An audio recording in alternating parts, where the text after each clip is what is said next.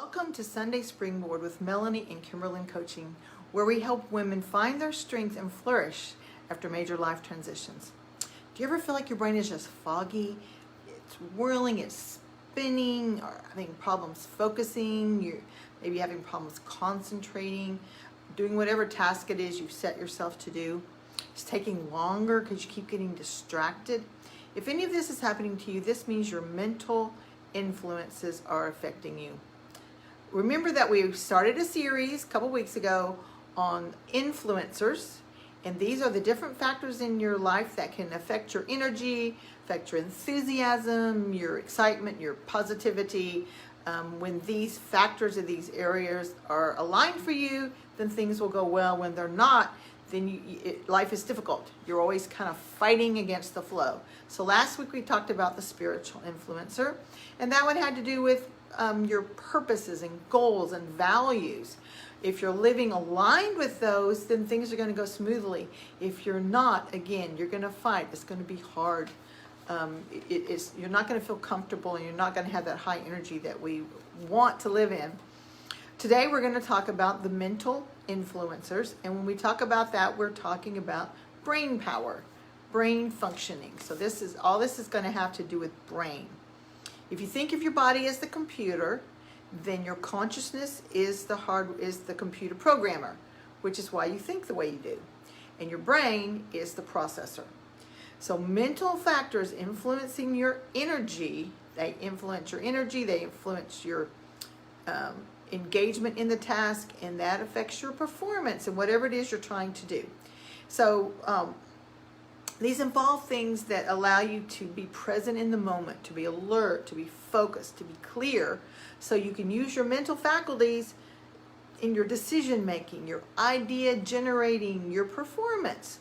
So the first half is going to be this week, and we're going to talk about alertness, concentration and focus, memory, ability to access intuition, ability to access creativity, and clarity. Okay, we'll do a whole nother set next week, but those are the ones we're going to talk about today. So let's start with alertness. When you're alert, you're able to quickly perceive and be aware of what's going on around you. You can make decisions quickly.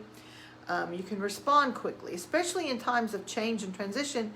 You need to be able to do this. When your alertness allows you to think on your feet, and finding the time when you're most alert may take some investigation. Are you most alert in the morning? Are you a morning person? Do you feel like you're most alert at night? Maybe you're a night owl. Maybe you have a 4 o'clock slump when you are just really not alert. So if you can determine what parts of the day you're most alert, then you will want to plan your most challenging task during that time, so you can give the most attention and you can perform the most powerfully in that moment when you're the most alert. So your alertness can be affected by different things, by stress, food, caffeine intake, sleep, nutrition, and how engaged you are in the task, right? You know that feeling when you're not really crazy about what you're doing, you're not that alert. When maybe you pick down sugar today, you're not that alert. Maybe you're on a caffeine high and you're super high, or you're binging off the walls.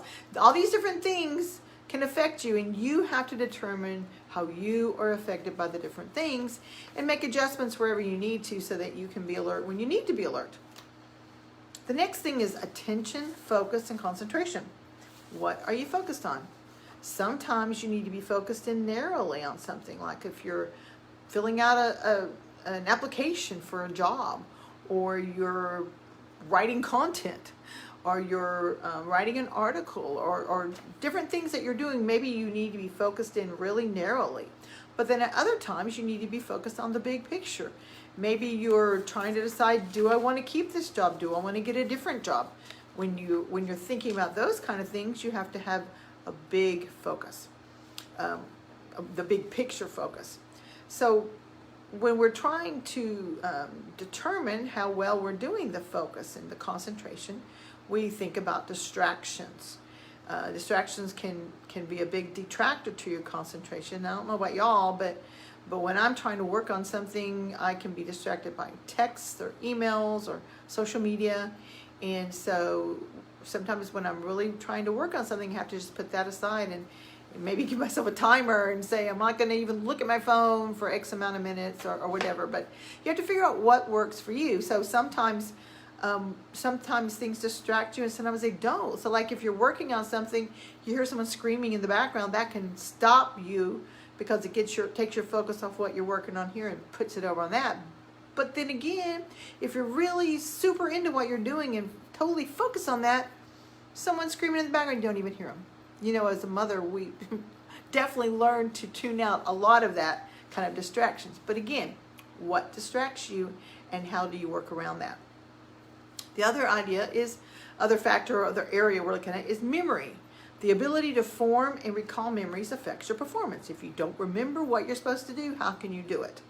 Many people say they have bad memories, but in fact they're distracted and they're not focusing on the moment at hand. So if you want to have the best memory of whatever you're doing, you need to focus in, you need to be present in the moment, you need to be listening. Like I'm terrible at remembering people's names, but I know it's because they tell me the name and my mind is moving on. I've not stopped to hook that name to them. So what I do a lot of times now is when they tell me their name, I'll ask them how to spell it, and I get a mental picture of what that name looks like spelled out, and that seems to help me. And so there are different little tricks and hacks you can do to help yourself with the memory.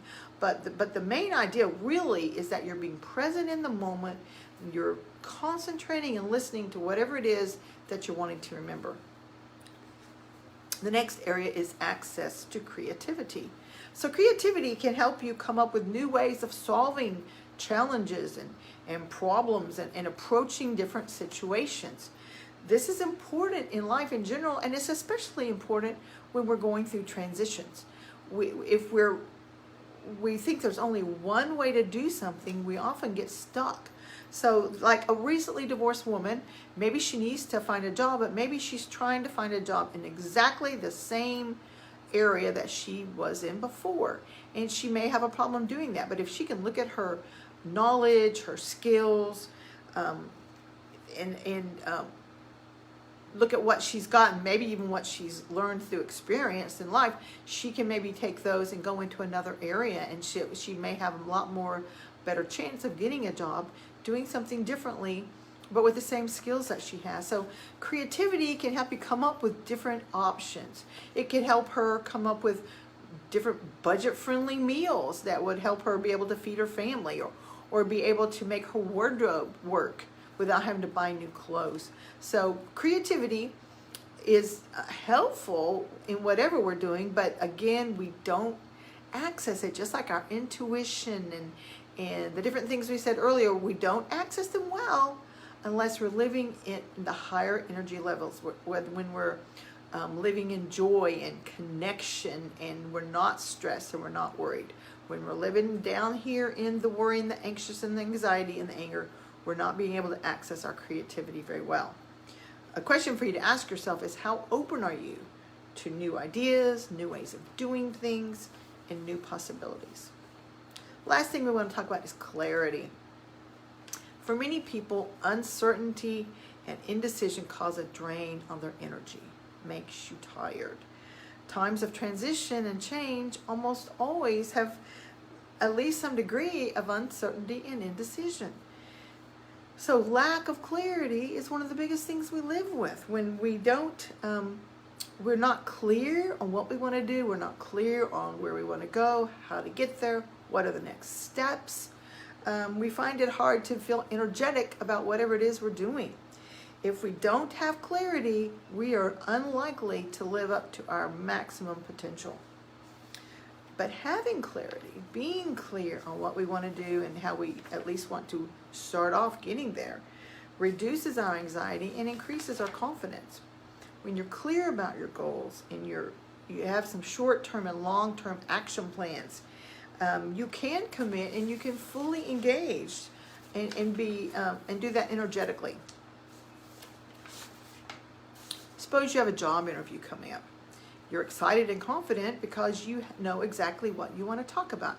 You know what you need to show to them, what you need to demonstrate in order to qualify for the job, and you have a detailed plan of how you're going in there. You have someone who's willing to do some practice interviews with you, and you go in confidently and you perform confidently. But let's look at the other hand. Let's say you have the same job interview coming up, but you don't have clarity. You don't really know what you want to talk about. You're just kind of going in blind. You're just doing the thing. You haven't spent the time to make sure that you are clear. You're not going to be confident. You're going to be a little confused. That lack of clarity is going to keep you down, keep you having a lower level of energy and a lower level of performance potential. So in order to create clarity around a goal associated with transition or change in your life, here are some questions to ask yourself. What exactly are you trying to accomplish? What are possible ways to achieve this goal? List as many as you can. What are you not seeing or considering? What information or education do you need in order to make a decision about which path to take? Who can provide that information, or where can you get it? And then what can get in your way, and how will you react and adjust if that happens? Again, this might be something that you need more help with. I'll tell you in a minute what you can do about that if you are. So this is the end of today's list of mental factors. We're going to do the next set next week. And to recap what we talked about today, we talked about alertness, attention, focus, and concentration, memory, intuition, creativity, and clarity. Each of these factors can enhance your energy and performance, or they can detract from it. Once you become aware of which ones are affecting you, either for or against your energetic profile, your enthusiasm for life, once you figure out which ones are not doing well, then you can take steps to change those, and that will raise your positivity and raise your energy.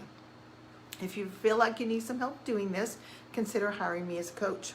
If that's something that you're open to learning about, go to my website, KimberlinCoaching.com, go to the Work With Me tab and fill out the form at the bottom of the page. I will contact you and we can talk and have a conversation and see where we want to go from here.